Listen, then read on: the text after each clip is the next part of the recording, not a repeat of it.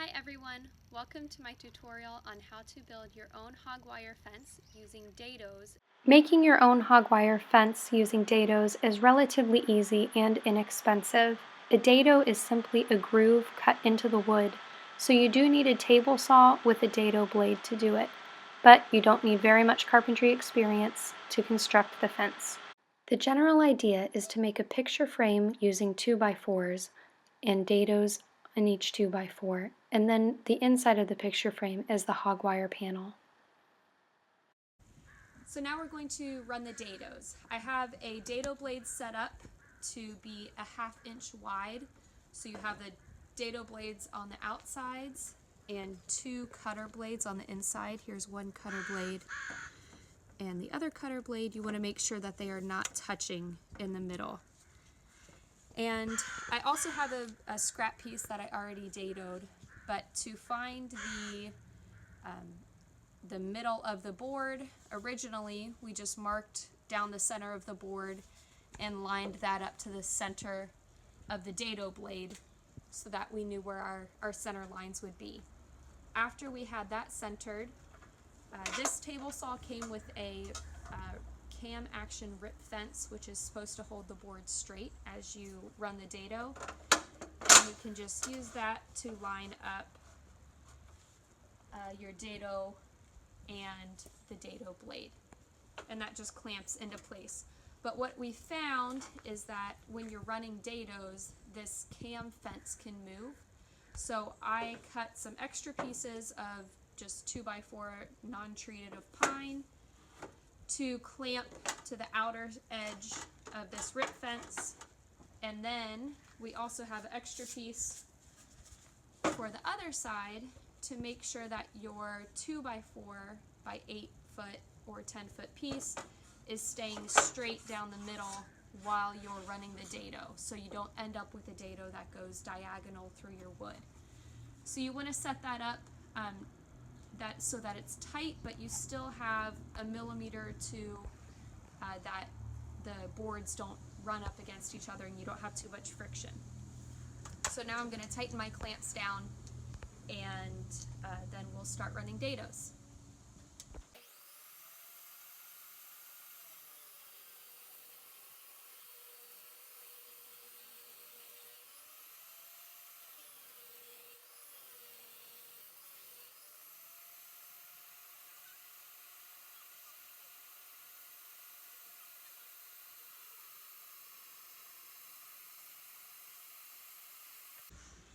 Now we're going to cut the pieces for the picture frame.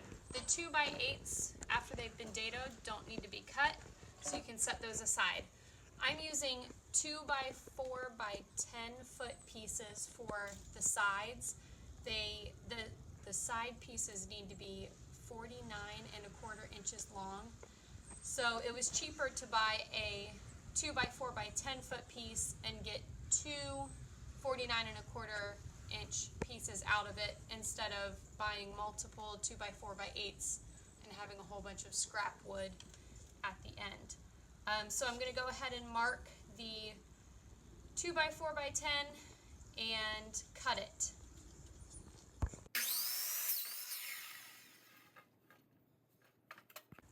Now that we have our 2x4s dadoed and cut, we can go ahead and make our picture frame with our hog wire.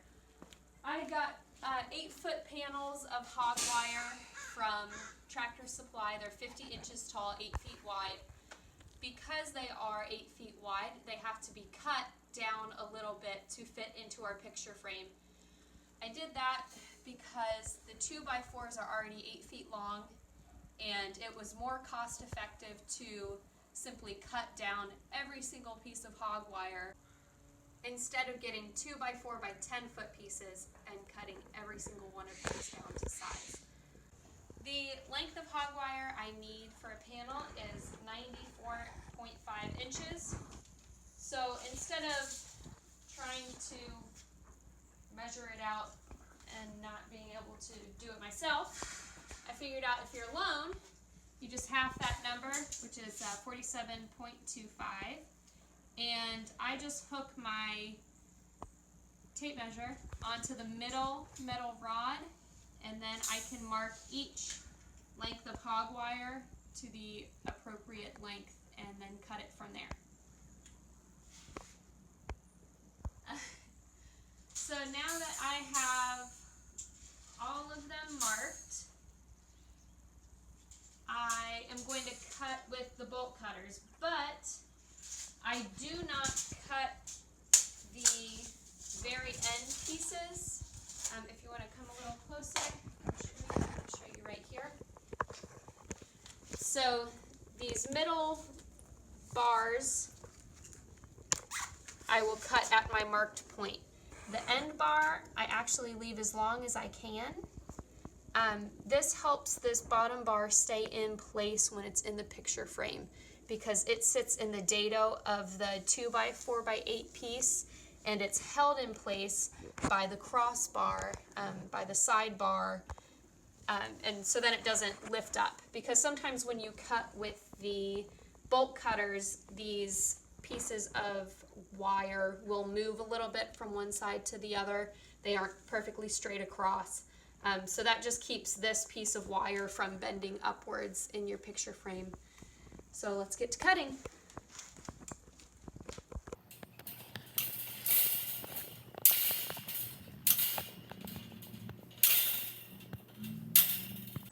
So now I'm going to just line up my pieces, my 2x4x8 foot pieces, and I'm going to just push the wire, the hog wire panel, into the dado. This is where the small cut pieces are very helpful to hold the hog wire panel up off the ground. It helps it get into the dados a little easier because it's not bending in the middle. Every time you get one side in, it always seems like another side comes out. Okay, so I've got one side in place. I did realize that this piece is pretty warped, so it's not usable as a top or bottom piece, but I can cut it down to use it as a side piece. That way it doesn't go to waste.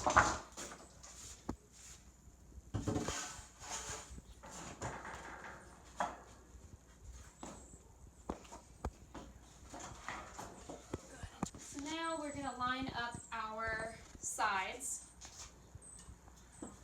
And you just kind of slide it into place. You can see this longer hog wire piece that I cut as far out as I could. You're going to tuck that into the dado before you push your side piece into place.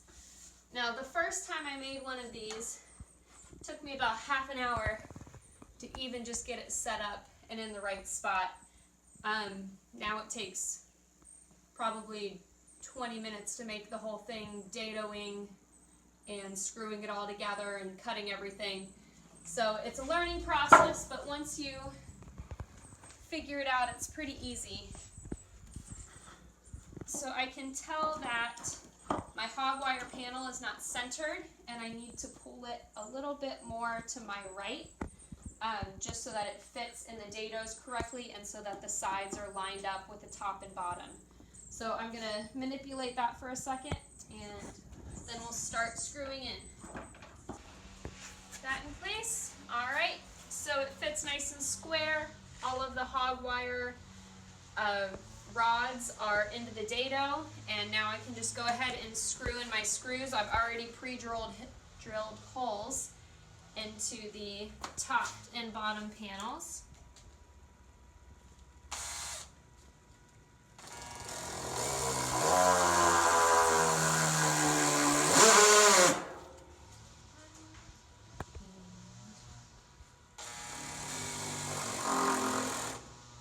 Make sure it's square as you're going in.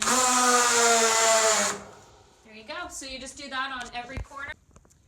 So we have a finished panel, and then we have our 2x6x8 pressure treated kickboard that will go at the bottom of the panel. Before we get the panel set up and in place, I like to pre-drill the holes for the screws and get the screws already started. That way, once the posts are in place, you can just really easily drive the screws in and not have to worry about doing any pre-drilling while things are in place and you're trying to hold them up. So for the kickboard, I don't really want the screws to be seen from our yard, so I am drilling a screw through the top at an angle. It'll go into the 4x4 posts, and one at the back. So you won't see that from our yard, and the squirrels and raccoons don't care about the screws from the green space. So we'll start by pre-drilling the holes for the screws.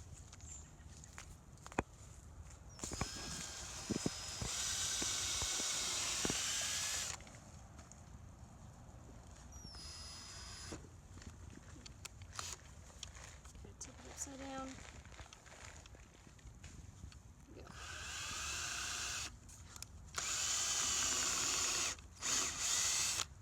Okay, so you do that on both sides, and then for the panel,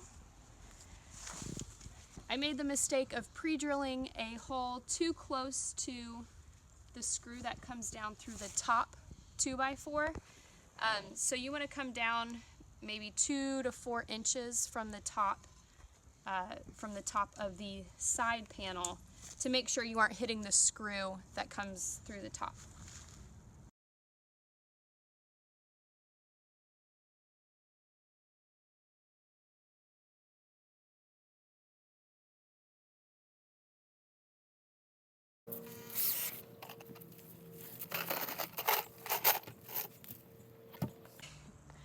So now we're putting in our posts. My dad and fence hole digger and helper has been digging the holes using an auger and a post hole digger. They're 3 feet deep, and we've been using 2 levels on either side clamped onto the posts to make sure that the post is level when we set them in the Quikrete concrete. We're using 4x4 by 10-foot posts and sinking them 3 feet deep because we live on a critical slope. We're also using 1 full bag of concrete per post. So we have our 2x6 just kind of set up at the angle that we want it to be set up. We already have the pre-drilled holes in the 2x6, which actually this one is upside down. You can see there's the pre-drilled hole, which needs to be in the back. So we're going to flip it over. That. Okay. So now we'll just take some pieces of scrap wood and basically bring it level across just this segment of 2x6.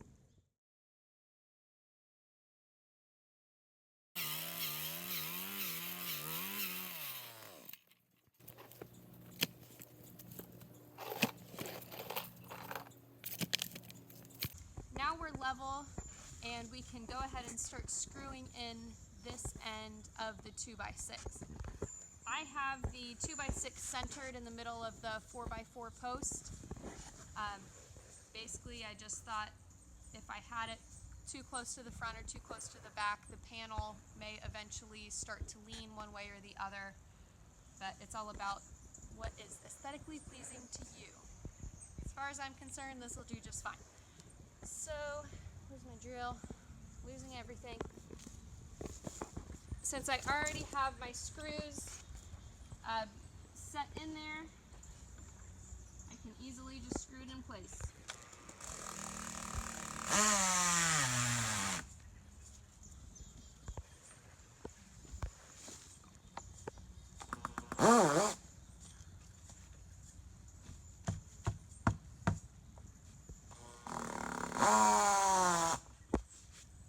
Okay, so we're in on one end, and then we screw in the other end before we even set our 4x4 in place. That'll just help hold it level while we pour in the concrete. So we need to clamp up our second level.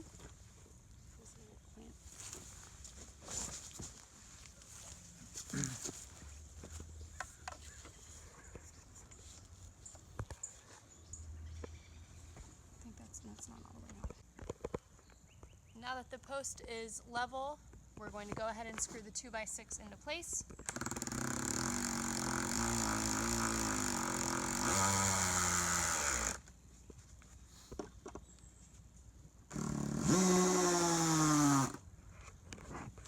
Okay.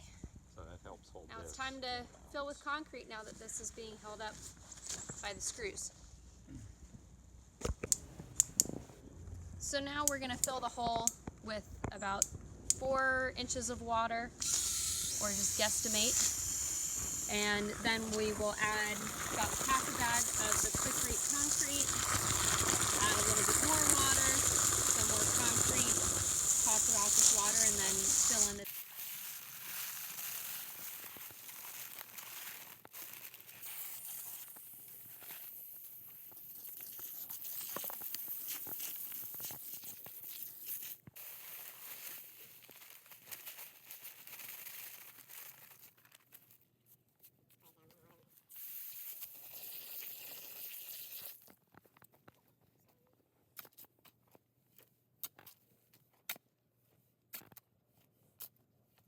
Now it's time to fit the panel in place.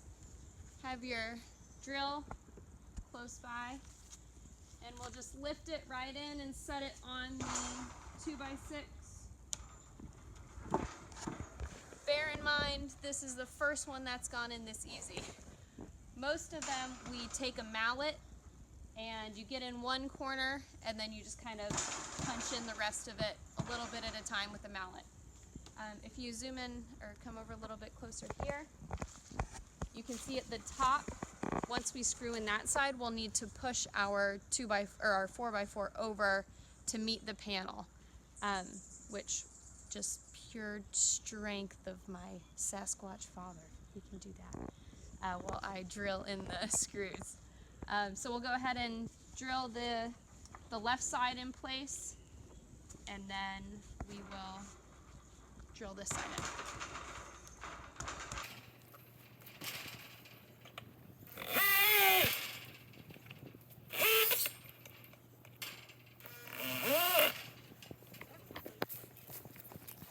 Okay, now he's going to push the 4x4 post towards the panel as I screw in the top.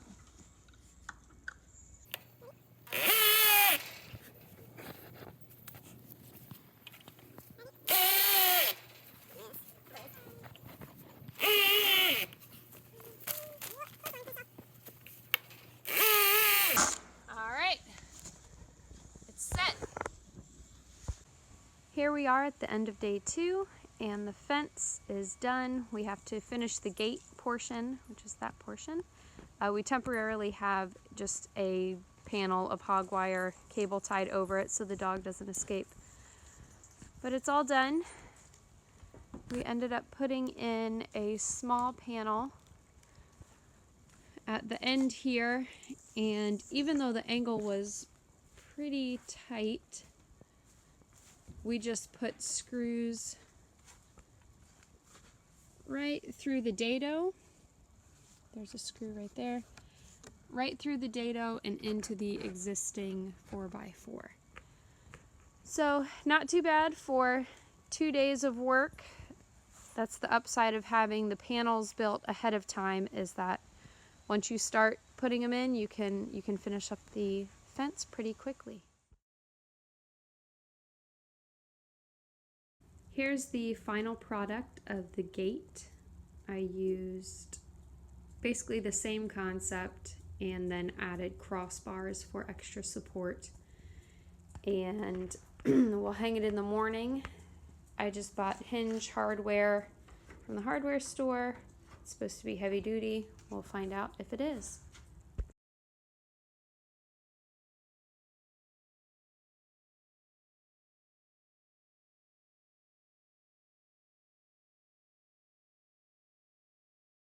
We have a very weird shaped backyard. It's not a square like most backyards.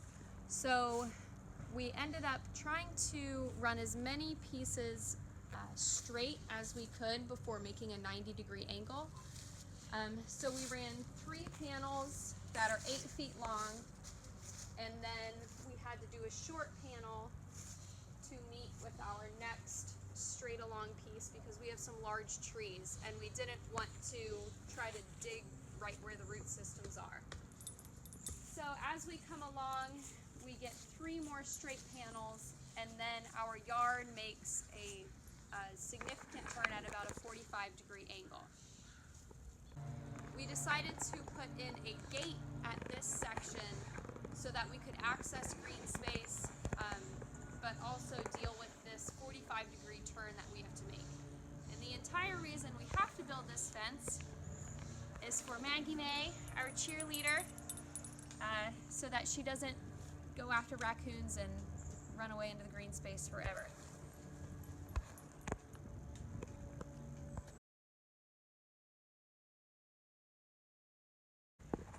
I decided to use dados for the hog wire instead of trying to make pieces of trim that go all the way around the picture frame and hold the hog wire in place. It was way more cost effective to just run dados, to buy a dado blade for 50 bucks and run dados in every single piece of wood instead of having to buy trim and cut trim to fit every single piece. And then you're buying extra nails to hold the trim in place, and I wasn't positive that my carpentry skills would live up to that. So the dados turned out really easy. The first couple of boards my dad helped me run, and after that I was able to run every single dado by myself. Hi Maggie.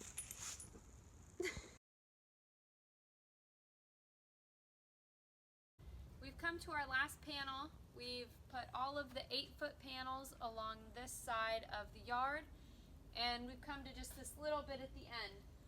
So I'm going to measure from this post to the existing post for the existing fence.